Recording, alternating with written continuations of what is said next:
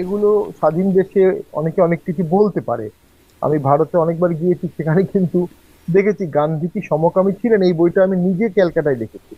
Lady মাউন্টব্যাটেনের সাথে জওহরলাল নেহরুর আম, যে আম, যে সম্পর্ক, এটা নিয়ে বই দেখেছি, আমি নিজ চোখে দেখেছি।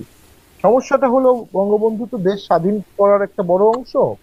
71 রাখলে বঙ্গবন্ধুকে রাখতে হবে, আওয়ামী লীগকেও রাখতে হবে। ইতিহাস তো ওই সময়ের ইতিহাস তো আপনি এই সময় চেঞ্জ করতে পারবেন না।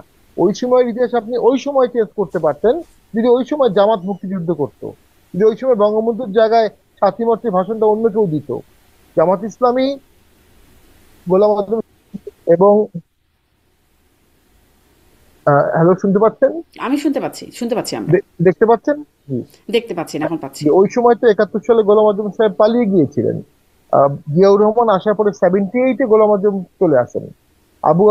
মুজাহিদ সাহেব উনিও কিন্তু পালিয়ে গিয়েছিলেন। 78-এ ওনারা আবার ব্যাক করেন, পাকিস্তান থেকে ব্যাক করেন। তো জামাত ইসলামী তো ইসলামিক চর্চা করে, জ্ঞানের চর্চা করে, বই পড়ে। প্রচুর বক্তা তাদের নামে বেনামে জামাতে আছে। বাজার আমরা যেসব বক্তা দেখি তাদের অনেকেই জামাতের সাথে হুম। সম্পর্কযুক্ত। আর তাদের মধ্যে ফেমাস বক্তা আছে, আজারি সাহেব আছেন, সাইদি সাহেব ছিলেন খুবই জনপ্রিয়।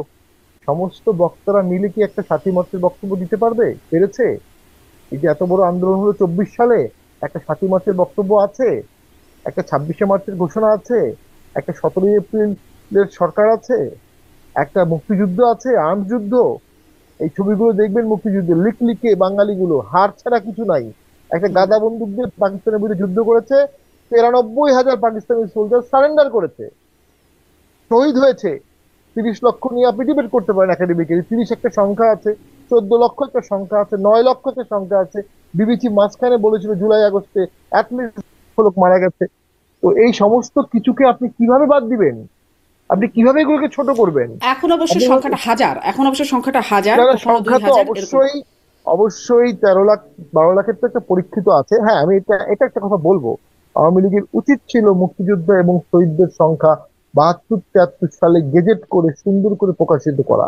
এটা কেন করা হয় নাই, এটা নিয়ে আমি কনফিউশন, এটা আমার একটা দুঃখবোধ। হুম। তবে এই জুলাই আন্দোলনেও তো সংখ্যা নিয়ে তারতম্য আছে, কখনো 1400, কখনো 2000, কখনো 1400-র হুম। মধ্যে বলা হয় যে আওয়ামী লীগও আছে, আবার 2000-এর মধ্যে অনেকে বলে আওয়ামী লীগও আছে।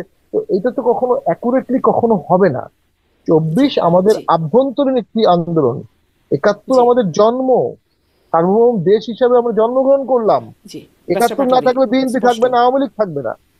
এটা জি। বিএনপিকে বুঝতে হবে। 2000 আছে, 1400 আছে, 800 আছে, নানান রকম সংখ্যা আছে 24-এর ক্ষেত্রে। নির্বাচন মানে আপনারা আসলে এই যে এখন যে ডিবেটগুলো উঠছে সংখ্যা, দিবস, স্লোগান ইত্যাদি নিয়ে, আপনি আসলে এই বিষয়ে আপনার যদি ছোট্ট একটা মন্তব্য করেন। আমি আমি খুব সহজ সরলোক্তি করি। আমি 71 হচ্ছে আমার অস্তিত্ব। আমি আমার কথাটা বলছি।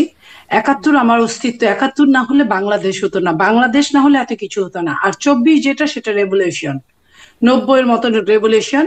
সেই রেভলিউশনে আমি বিপ্লব বলতাম যদি তারা শপথ নিত নিজেরা নিজেরা। তো যেহেতু তারা রাষ্ট্রপতির কাছে শপথ নিয়েছে, অতএব এটা একটা আপনার অভ্যুত্থান। সেই একটা অভ্যুত্থানকে আমরা মনে রাখবো। একটা ফ্যাসিস্টকে আমরা হটিয়েছি, একটা স্বৈরাচারকে হটিয়েছি, কিন্তু 71-এর সাথে তার তুলনা হয় না। 71 অবিস্মরণীয়। 71-এর মুক্তিযোদ্ধারা আমাদের অস্তিত্বের জায়গা। 71-এর রাজাকাররা আমাদের জাতীয় শত্রু। এবং 71-এর রাজাকাররা যে পর্যন্ত ওপেন, আমি 71-এ দেশ বিরোধী কাজ করার জন্য হাত জোর করে ক্ষমা চাই, হুম। এটা যে পর্যন্ত না বলবে, তারা ইনিয়ে বিনিয়ে যেটাই বলুক, 47 দিয়ে শুরু করুক, হবে না।